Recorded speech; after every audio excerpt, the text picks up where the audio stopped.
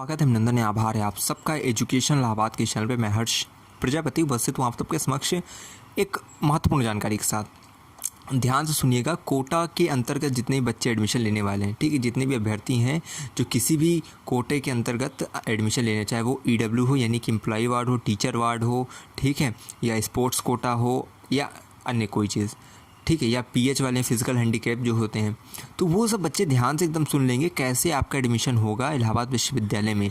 और पीजी के संदर्भ में ये चीज़ें मैं बता रहा हूँ, तो ध्यान से सुनना। जितने भी एमएससी अन्य जितने भी कोर्सेज़ में कोटा का एडमिशन निर्धारित किया जाता है, सबसे पहले आप लोग ये चीज़ जान लो कि सबसे पहले अब बच्चे ये पूछ रहे हैं कि सेफ़ स्कोर क्या होता है, ये क्या होता है। सेफ़ स्कोर इसका कुछ नहीं वो जो है आएगा, ठीक है, क्योंकि बार बार आप लोग कह रहे हैं कि इससे ही बना दीजिए।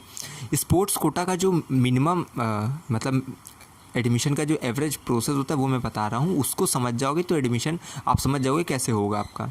सबसे पहले क्या होता है, चाहे कैंपस का हो चाहे कॉलेज का हो, ठीक है, बच्चे कैंपस में जाओ या कॉलेज में जाओ, एडमिशन के एक ही प्रोसेस है।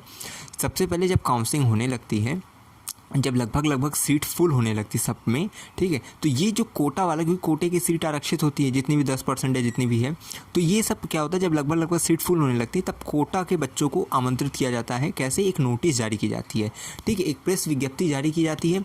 इस प्रेस विज्ञप्ति पे ये लिखा रहता है कि जितने भी ऐसे अभ्यर्थी हैं जिन्होंने कोटे के अंतर्गत आवेदन किया है, ठीक है, चाहे वो एम्प्लॉय वार्ड में हो, टीचर वार्ड में हो, स्पोर्ट्स कोटे के अंतर्गत हो, फिजिकल हैंडीकैप हो, ठीक है, दिव्यांग के अंतर्गत हो, वो सब बच्चे अपने समस्त डॉक्यूमेंट्स को लेकर विभाग में उपस्थित हों, ठीक है, विभाग में रिपोर्ट करें। अब आप अपना जो जाकर वहाँ विभाग में जाएंगे, फिर आप जो है अपना सब सबमिट करेंगे, जितने भी आपका डॉक्यूमेंट्स हैं।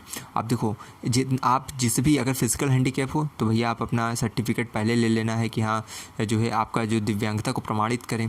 जो स्पोर्ट्स कोटा को वो भैया आपका जो खेल कूद का जो सर्टिफिकेट है वो उसको लेकर जाइए, ठीक है, एम्प्लॉय व टीचर, इस तरह आप अपने पहले डॉक्यूमेंट्स को लीजिए, फिर अन्य डॉक्यूमेंट्स को लीजिए, स्कोर कार्ड वगैरह, ठीक है, और फिर वहाँ जाके आगे की प्रक्रिया संपन्न कराई जाएगी। इसके पश्चात, ये करने के पश्चात विभाग की तरफ से एक शॉर्ट लिस्ट जारी की जाती है। उस लिस्ट में जिसका नाम होता है उनको एडमिशन लेने जाना होता है। ठीक यही प्रोसेस कैंपस का रहता है, यही प्रोसेस कॉलेज का रहता है।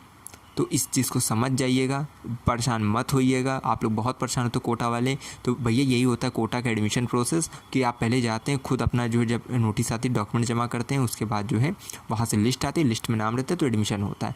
नहीं तो फिर दोबारा भी ऐसा नहीं कि एक ही बार लिस्ट आती है, लिस्ट आती है, ठीक, एक बार दो बार, तो उस चीज़ों का इंतज़ार करना होता है। तो ये पूरा इलाहाबाद विश्वविद्यालय का कोटा का अंतर्गत आने वाला जो अभ्यर्थी होते हैं उनके एडमिशन प्रोसेस है।